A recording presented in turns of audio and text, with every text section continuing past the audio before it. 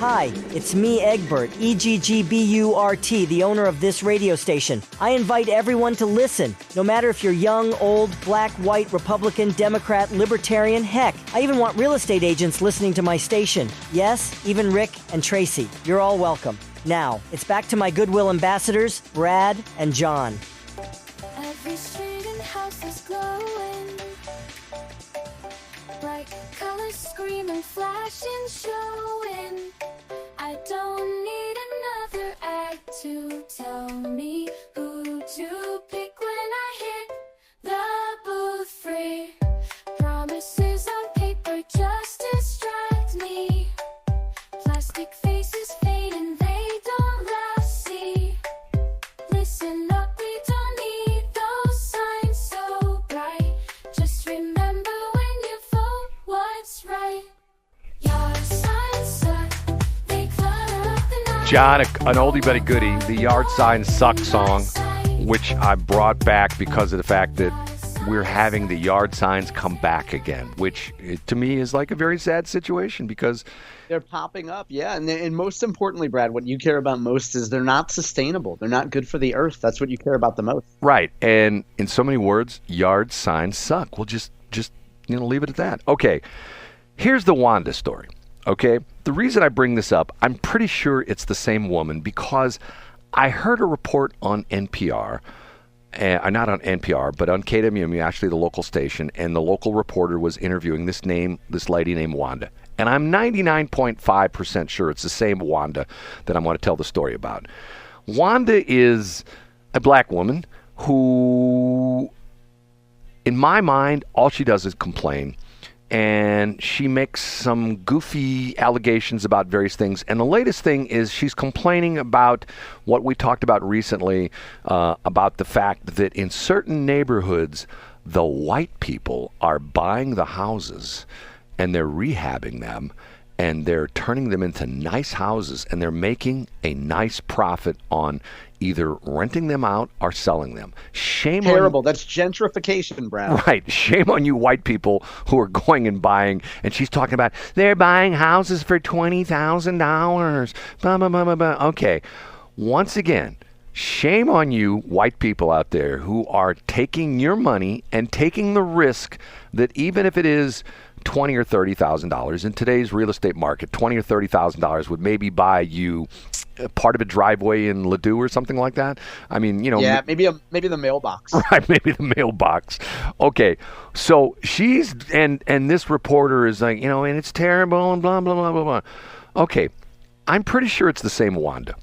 Here's the story. I started seeing this woman on TV, and I heard her on NPR a couple times. And what is she doing? She's complaining about the billboards in Washington Park Cemetery. Do you know where the Washington Park Cemetery is? I don't know. Where is it? The Washington Park Cemetery, and to a certain extent is a very sad situation. The Washington Park Cemetery is immediately east of Lambert Field on the south side of 70. Matter of fact, if you go if you get off there at Natural Bridge and you cross over 70, the Washington Park Cemetery is on the corner of Natural Bridge and McDonald, right there, okay?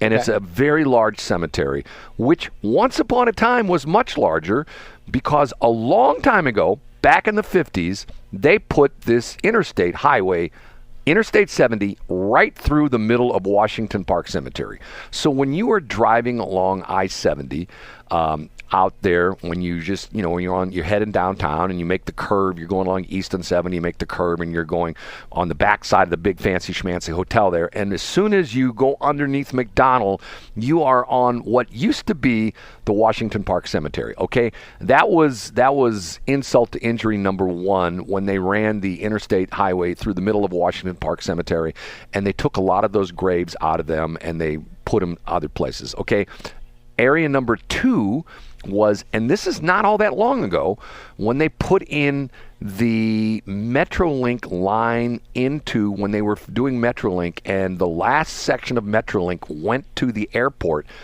part of the Washington Park Cemetery ended up on the north side of I-70.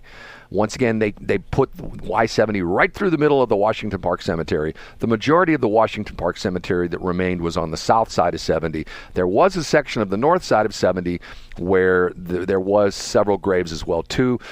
Bi-State, who was doing the development for Metrolink, had to hire a archaeology company to come in and literally sometimes dig by hand to try to locate graves and caskets and things like that, and essentially relocate those bodies.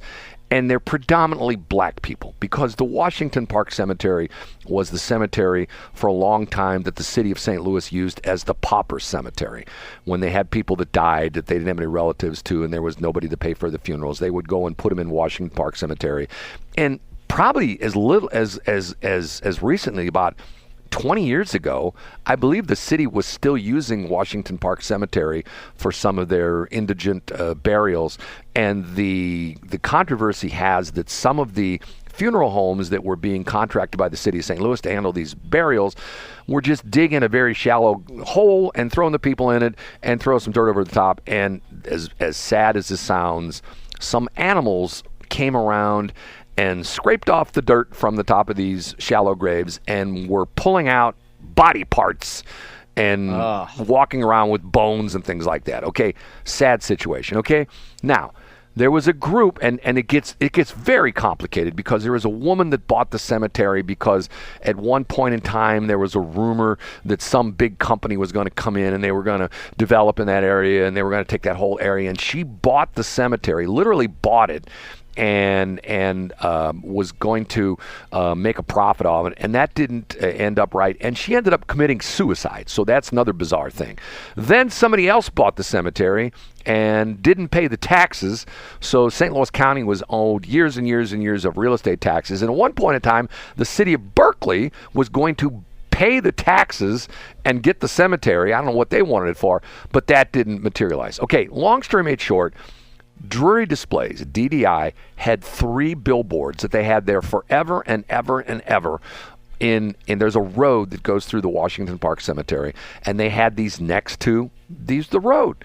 So Wanda gets on radio and television, specifically KWMU, telling people how disrespectful it is to have a billboard hanging over these black people's graves in the Washington Park Cemetery.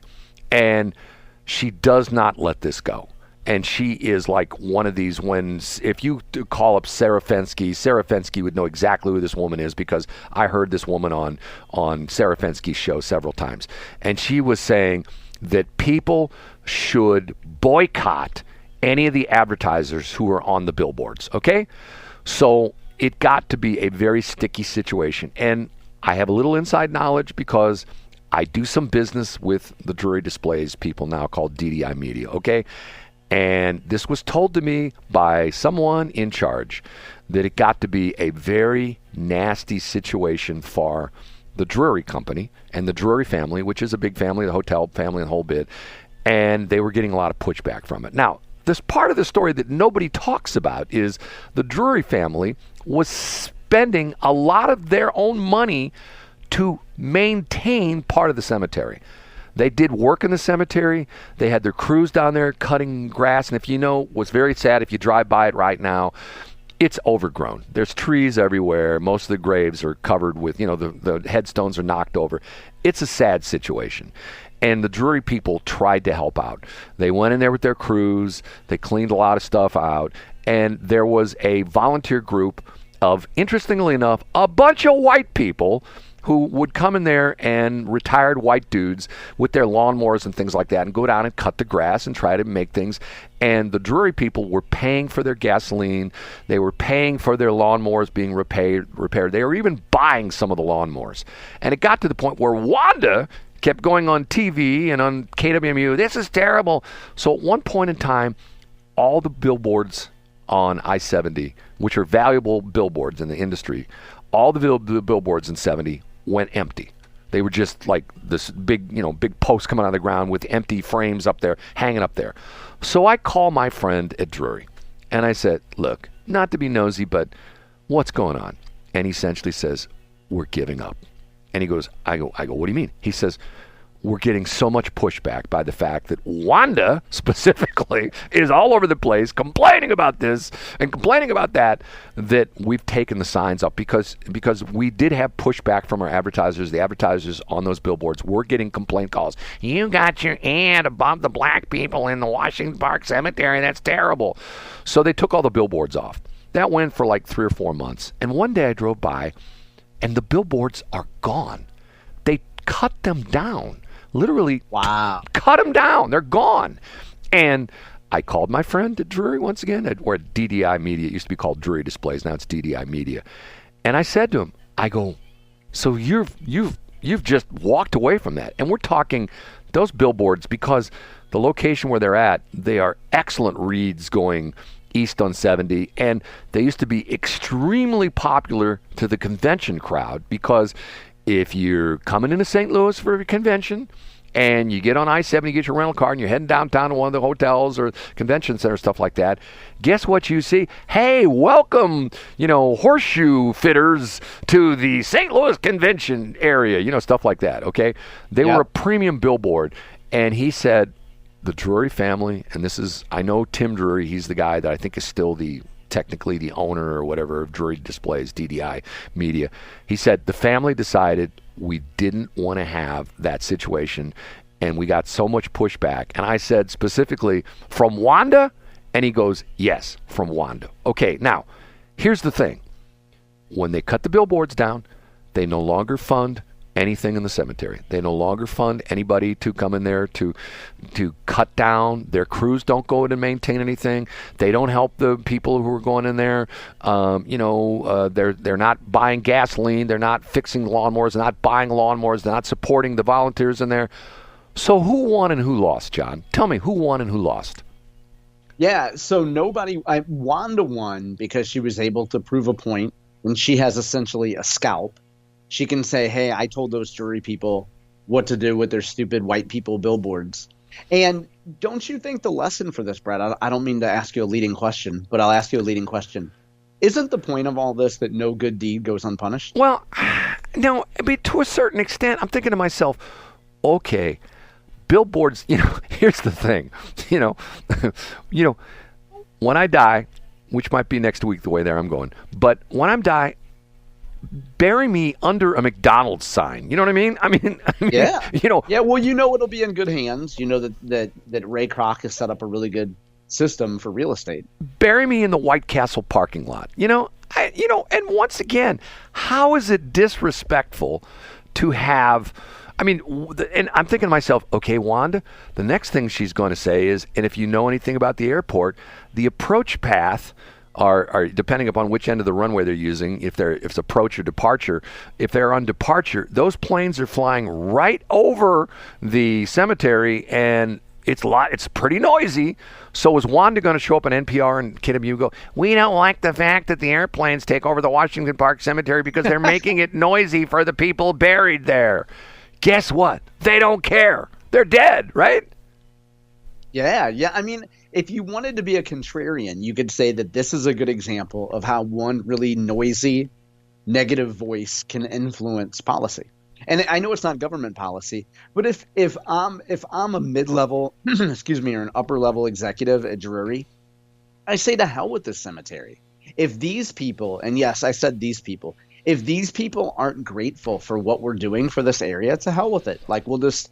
And I'm sure they were able to write off the lawnmower costs. I'm sure they were able to write off the labor. They'd find some way to do it on a tax basis. But you know what? To hell with them. If they're not appreciative of what we're doing for that cemetery, screw them. Well, the problem is I've driven by that cemetery, I don't know how many hundreds, maybe thousands of times in my life. And I've always felt bad about that. And I will tell you this, that I have a not tremendously similar situation, but my mom and dad are buried in a cemetery on St. Charles Rock Road, which has been a very contentious situation going back I don't know, 8, 9 years ago, where I think when Jay Nixon was still the Attorney General, maybe that's more than 8 or 9 years ago, he went after the owner of the cemetery, and who I know, not personally, but I know this woman. I don't think she's any with us any longer. She passed away a couple years ago. And it's very, at the time, it was a very nice cemetery. And under her, supervision, it stayed a pretty nice cemetery. They essentially made life miserable for her to the point where I think she literally gave the cemetery to the state, and they awarded it to a funeral home that is, if you've ever seen this TV show on TV, it was a national TV show called Funeral Boss. Have you ever seen this one before? No, I haven't seen it. No. And it's a show about a family, and I can't remember the name of the family, and it's a black family that owns funeral homes in North St. Louis. And they gave the cemetery to this black family to essentially have and maintain. How many times a year do I load up my weed eater, my bottle of spray cleaner, my towels, and my blower, and I clear off my mom and dad's grave? Okay? And I'm not asking for anybody saying, well, Brad's such a great guy, because guess what? They don't maintain the cemetery very well. They barely cut the grass, and that's when I say barely cut the grass. I mean barely cut the grass. Maybe, when it gets to be a foot tall, they'll cut the grass. And it's sad to me that, I'm thinking to myself, okay, this is the next Washington Park Cemetery. So yeah. I'm thinking to myself, okay, this is sad. What can you do? Now, the problem is that it's not just me. I've been there, like, for example, I've been there on Memorial Day, and I've been on some Sundays when in the summer, and especially in the spring when the grass really starts to grow. It's me and a half dozen other families in there with their weed whackers and their blowers cleaning off gravesites. How sad is that? But you know what the problem is with the Washington Park Cemetery? What's that? There's nobody that does that. There's none of the families that go out there. I shouldn't say none of the families. There are some families. If you go out to Washington Park Cemetery, there are some grave sites that are meticulously maintained, but the majority of them are not. And to me, it's sad.